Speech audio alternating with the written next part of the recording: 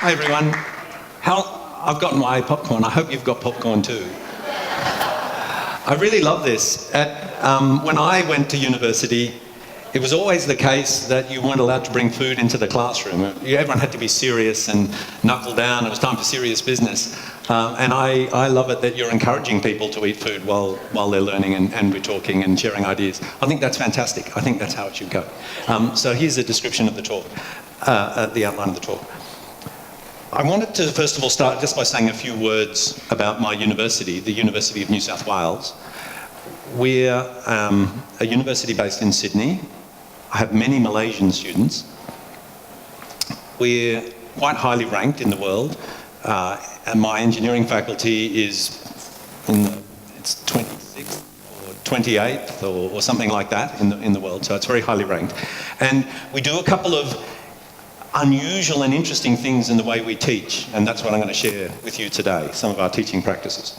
I've changed my slides because after hearing Adelina, was that her name? I was really moved by what she had to say, speaking from a teacher's perspective, and I agreed with so much of what she said. I thought it was spot on. But I thought there was something that I'd just like to say to complement what she was saying, because she was talking about lots of the problems, and I think it might be nice for you to focus just briefly on some of the things that Malaysia does really well. It's not a problem, it's something you should be really proud of. So I recently did a sabbatical here at Taylor's University, and I brought my whole family across because I wanted them to experience Malaysia, and they went to school here as well, my 3 young children. And I was in Singapore one day briefly, and I was catching a taxi, and I told KK about this earlier on. I was catching a taxi, and I was talking to the taxi driver, and he said, what are you doing? And I said, I'm doing a sabbatical. And he said, at NUS? And I said, no, at Taylor's University. And he said, what are you doing at Taylor's for? Malaysia's hopeless. Our worst university is better than their best university. And I said, well, I don't actually think so. I could have gone to any engineering university in the world. I chose to go to Taylor's because I think the way that they teach teamwork at Taylor's is better than anywhere else I've ever seen in the world. And in my exposure with Malaysian teachers and the Malaysian culture and the Malaysian education system, your approach to holistic education is absolutely fantastic and incredibly successful. So well done. So I've stolen many ideas or got many inspirations from the way you guys teach and value holistic learning, which I've taken back to my own university. While we're waiting, who here is who is a teacher at a high school or younger? Yeah, quite a few. Okay. And who's a student? Are there any students here? Oh, come on, we're all students, surely. Is anyone here from the university sector? No? Just me? Okay. Thank you very much. That's wonderful. Okay, so I thought I'll be talking about education, and it's sort of taken for granted, and Marina mentioned it briefly quite well in her talk, but it's just, I think, really worth focusing on how important education is. Education is what makes the future, and it's how we improve the world, not only our own lives and our children's lives, but the society we live in and around the world. So here's a wonderful quote: if you're planning for a year, sow rice. If you're planning for a decade, plant trees. And if you're planning for a lifetime, educate people. I think education is so important. I can't stress how important it is, and I'm sure I'm speaking to a room full of people that already think this and believe in it quite passionately. In fact, I had a lovely time talking to a few teachers over the break, and they clearly did. Education, I think, is the peaceful, effective way to improve things and bring about change and create civil society, lift living standards, and make a more respectful civil society. So education, for me, solves so many problems. It's a wonderful thing. So it's really important, yet I think we don't necessarily do it very well. So I'd just like to talk about some ideas about possible ways it could change. Now, I've talked about my uni briefly. I've mentioned why I think Malaysia is fantastic, or some of the reasons I think Malaysia is fantastic. I haven't mentioned the food. There's some interest to know what the future is for education. Can I just say, I was going to spend a long time at the beginning talking about that, but I've talked about other things instead. But just briefly, I should acknowledge, I think education is changing rapidly. I think in higher education, the changes are more obvious. I think most people in higher education now accept that in 10 years' time, higher education won't look anything like it looks now. It will be completely different. And the days of the old universities are effectively gone. They're still there now, but their days are numbered. So higher education is absolutely changing. This is because the openness of global and online education and free, high-quality global online education means a lot of the reasons for having an institution are disappearing. And I think universities will be completely disrupted and gone. But I think this change will continue to move down. Now, in secondary and primary schools, it's slightly clearer that there is a need to get together and be face-to-face because of all the wonderful human interactions we have. And you certainly saw the pictures of a classroom of people engaged and talking with each other with multi-networking conversations versus a whole lot of people sitting down in front of computers just looking at the computer. And it's very clear which is the right one and which is terribly sad. But nonetheless, there are many things we do in primary school and high school education that would be able to be well done on the internet. And so there is probably no need to do them face-to-face. And probably we should be spending our face-to-face time doing the things that we do best face-to-face. So I think this disruptive change, which will shake up universities completely in our lifetime, will move down and will change the world for everyone. So I think it's exciting times and I think everyone will change. And I'm very happy to talk about that offline or at the end if people want to probe me more about my predictions for the future. The changes that are happening are so certainly online versus face-to-face is making us question lots of things. What things are best done online, what things are best done face-to-face. It's clear to all of us, I'm sure, as teachers and former students, there's enormous value in being with a human being, looking at them, seeing their emotions, touching them, holding hands, smiling together. All the face-to-face stuff has enormous value. But interestingly, a lot of that, as Facebook's showing us, can actually be recreated surprisingly effectively online. So I'm not saying all of it. Absolutely, there are some things that are best done face-to-face. But if you'd asked me 5 years ago what was best done face-to-face, I'd have given you a different answer to now. More and more things seem to be done well online. And this is what I'll talk about in the second half of this talk, there are some things that appear to be done better online than we can do face-to-face. And I'm going to let you into some of my larger classrooms back at the uni and show you some of the things we've been doing, which I don't think would have happened in a face-to-face environment and are very moving to me as a teacher. There's just the shape of change. I was listening to a guy from India recently who's looking after the national MOOC platform for India, and he said they need 20,000 universities or more. I can't remember the exact number, but it was some shocking number that they're planning to build.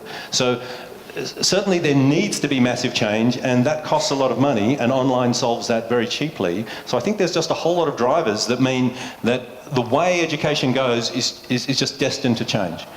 MOOCs are revolutionising the way many things happen. They're very open now. A MOOC is a massive online open course, MOOC. I'm sure you've all heard about them. And in the early days when the Americans started them, curses, they just beat us by 3 months. We did the first MOOC in Australia and Asia just 3 months after Sebastian Thrun did his. When they started them, the Americans were very excited about the letter M in the MOOC, the massive. But for me, I'm very excited about the letter O, the open. I don't really care how big the things are. I just like it that they're open to everyone and everyone can interact with everyone and everyone can learn. And it's no longer the privileged people learning, it's everyone learning. And for me, just briefly saying something about MOOCs before I move off, because I've cut this part of the talk a bit short. I think the scariness with online education and open online education and things like Coursera is well, the wonderfulness is obvious that education's available to people that previously wouldn't have had it available to them, and teaching practice can be shared. Teachers can watch other teachers teach, which is a great thing. The scary thing is there's a danger it will turn into a form of imperialism. There's a danger that there will just be one course for each thing. There will be one data structures and algorithms course. There'll be one course on the history of the Industrial Revolution. There'll be one course, and it will be a form of pushing one particular worldview, and everyone in the world will learn the same thing, and I think that's frightening. So I hope we don't move that way. I hope, rather than being like Wikipedia, where there's just one version of every page, and a lot of dispute about what goes on that page, I hope online education turns into a sort of a YouTube where everyone can put things up, and there can be 50 courses on the Industrial Revolution, 50 courses on the changes in China, 50 courses on everything, and people can be exposed to many ideas rather than one powerful group getting control early on and controlling the syllabus.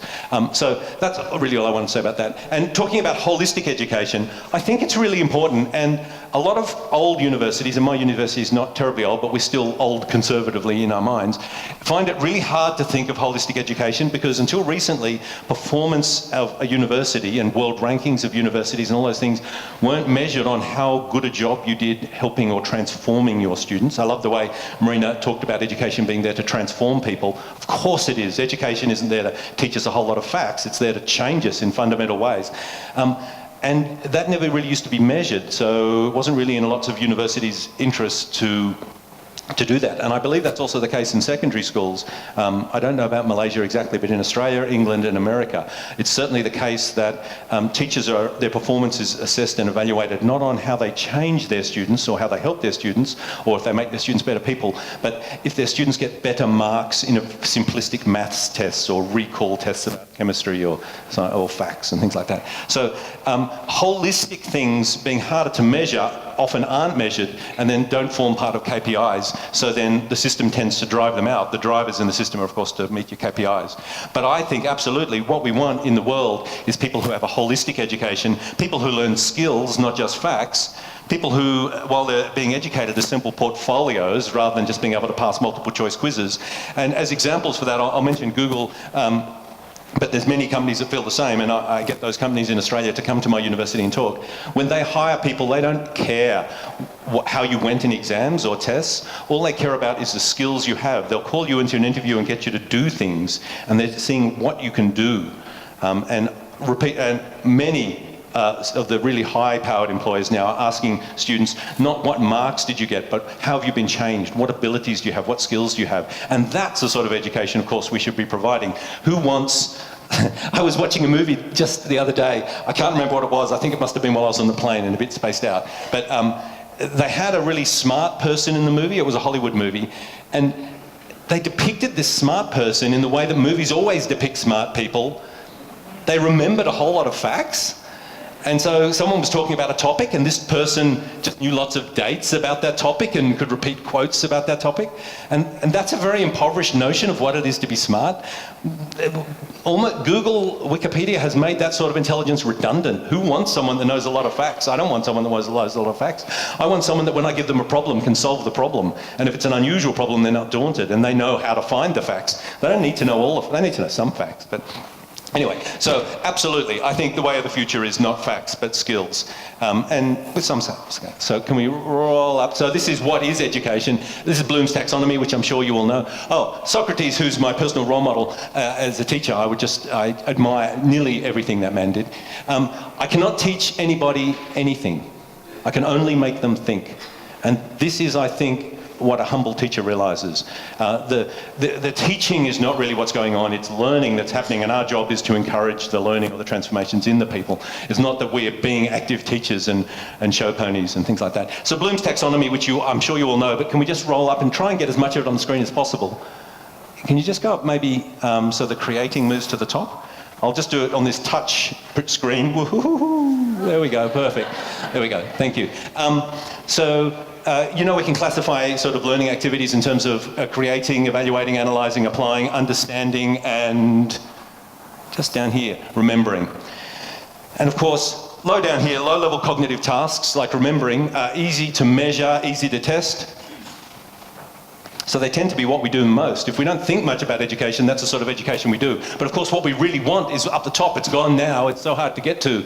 But we want our students to remember, sure. We want them to understand, better. We want them to apply what they know, getting better still. We want them to analyse new situations, and above we'll have synthesis and creation. We want them to be able to put things together to make new things, and we want them to be creative. These skills higher up are the more important skills, but they're not very well done at universities normally. We often don't teach them explicitly. We just sort of hope that students will get these abilities just by virtue of being at uni. They'll just pick it up by osmosis.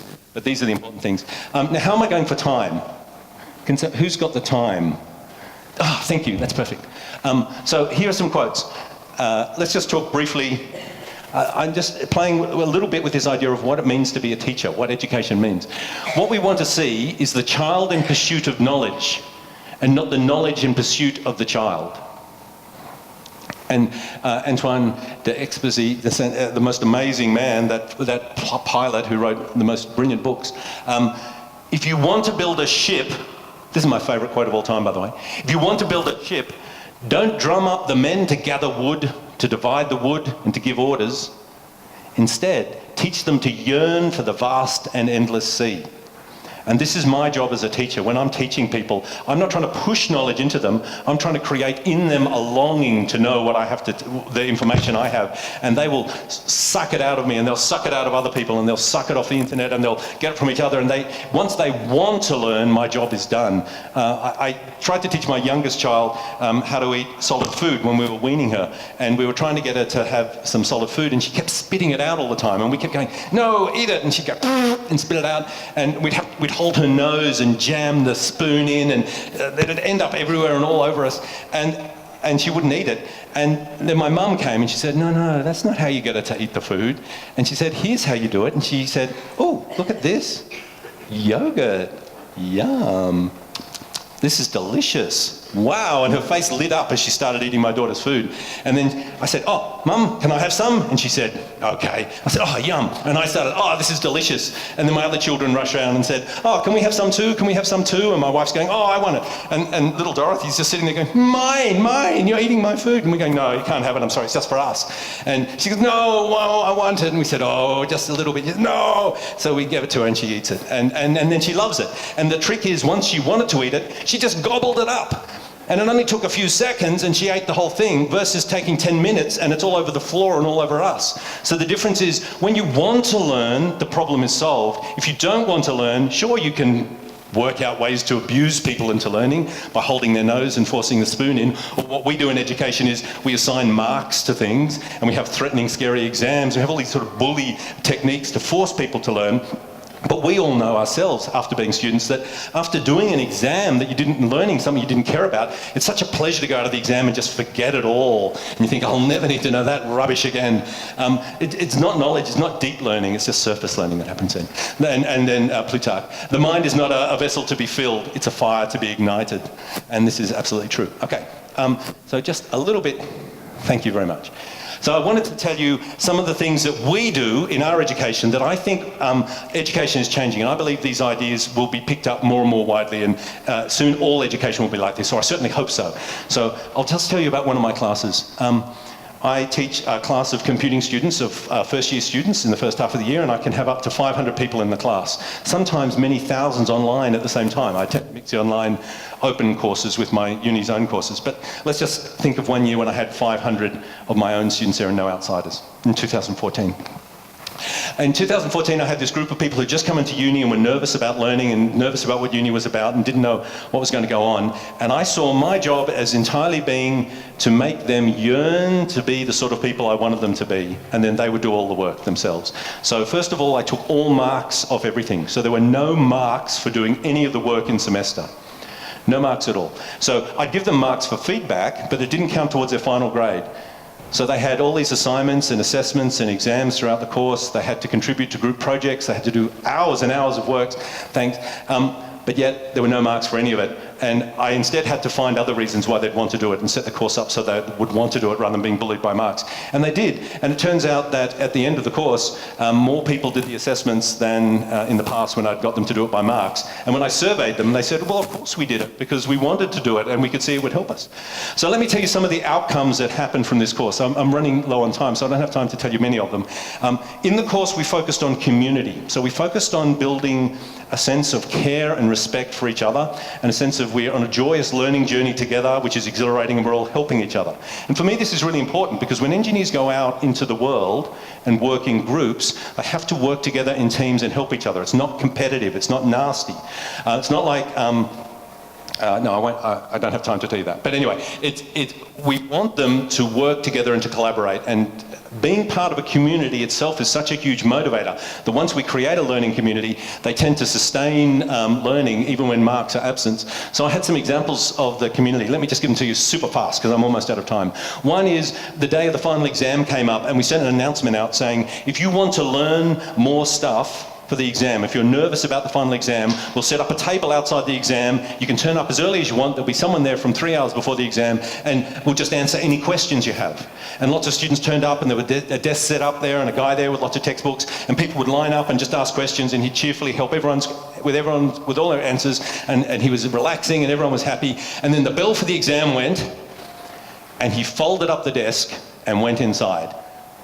Because what they didn't know is I had nothing to do with that. That wasn't an official thing at all. It was just one of the students in the course thinking, I wonder if my classmates will need help in the exam. They didn't know, it's 500 people, you don't get to know everyone. So he'd just set up a desk 3 hours before the exam and just help people up to the instant of the exam. 2 more super fast examples. That year I had a girl, no, the year before I had a girl in the class who was suffering seizures. There was something wrong with her brain. She kept having seizures and no one could work out what it was. She'd come from another country. We get lots of people coming to my uni from other countries. We're quite famous now because of the community we build. It's a very loving campus and everyone helps, so everyone wants to be part of that. So she'd come from New Zealand. She was an Olympiad winner, so she was incredibly bright. She'd come to us, but that meant she'd left her family behind and friends, and she's a very, very shy girl. And she was frightened about going into hospital. She hadn't really told anyone about it. She didn't have really many or any friends in the course. She was on the train coming down, and she gets a message from the doctor, and she's going into the hospital for a week to be observed. And he said, don't forget, you need someone with you 24/7. In case you have a seizure. And she thinks, don't forget, no one's ever told me that before. How can I have someone with me 24/7? I don't know anyone here. So she posted on the course community, because we have a big course community, she said, look, I've got to go into hospital for the next week and I need someone with me 24/7. Can anyone help? And by the time she got off the train, which was an hour and a half later at Central, and she looked back on the course webpage, someone had set up a timetable and every hour in that week had been filled in by a volunteer. And she was covered the whole time. And these were people that didn't even know her. Oh, I guess they probably knew her name from the course. But essentially, we just have a course where everyone helps each other. We're not about competition, we're about collaboration. I have some other beautiful examples. I probably can't tell you them all. Maybe I'll just tell you one. That year, the second course they went to was run as a traditional competitive course where the students were subservient to the lecturer was the boss and preaching at everyone just had to shut up and listen, and the students lost all their autonomy and power. And that was a big shock to everyone after being in this first course we'd run where the students were part of an empowered learning community and I was just a facilitator helping them. So what the students did, they did this most amazing thing. They set up their own course on Open Learning, which is the platform we use. They set up their own course for this course, and they called it a pirate version of the course. And so no one went to the official course website, they all just went to this page, and then the students wrote all the learning materials there, and they set quizzes and exams for each other, and they ran the course themselves, and they got an older student from a fourth year student to come back, and he ran the classes for them for free, he thought it was fun, and they booked a lecture theatre on the other side of campus to the real lecture, and at the same time the normal lecture was supposed to be running, former students were in another room on the other side of campus running the actual lecture. And in the community style. And the lecturer running the course said, what was your attendance like in first semester? I'm getting less than 10% of the students turning up.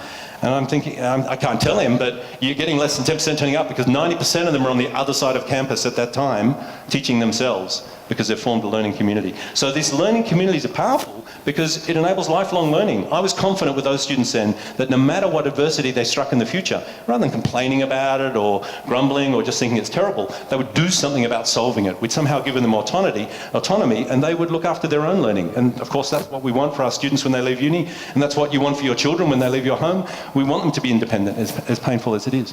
So I don't really have time to give you lots of other examples. Safe to say, in summary, that I think community and love and care and compassion and kindness are massive motivators for students, transformative motivators for students. They encourage deep learning and they trump marks and bullying. My students are employed by Google Australia. Not only does Google Australia employ more of my students than any other uni in Australia, it employs more of my students than all the other universities combined. My students win worldwide competitions. We were the winners in the qualifying round at the DEF CON hacking competition just held recently, the world's top hacking competition. We're frequently finalists or semi-finalists in the ACM programming competition and in robotics competition, beating universities like MIT and Stanford. So my students are fantastic. Adopting this approach does not compromise anyone's education. It doesn't mean it's all wishy-washy and they don't learn anything. They learn far more than if I was driving them when they drive themselves. Thank you very much, everyone.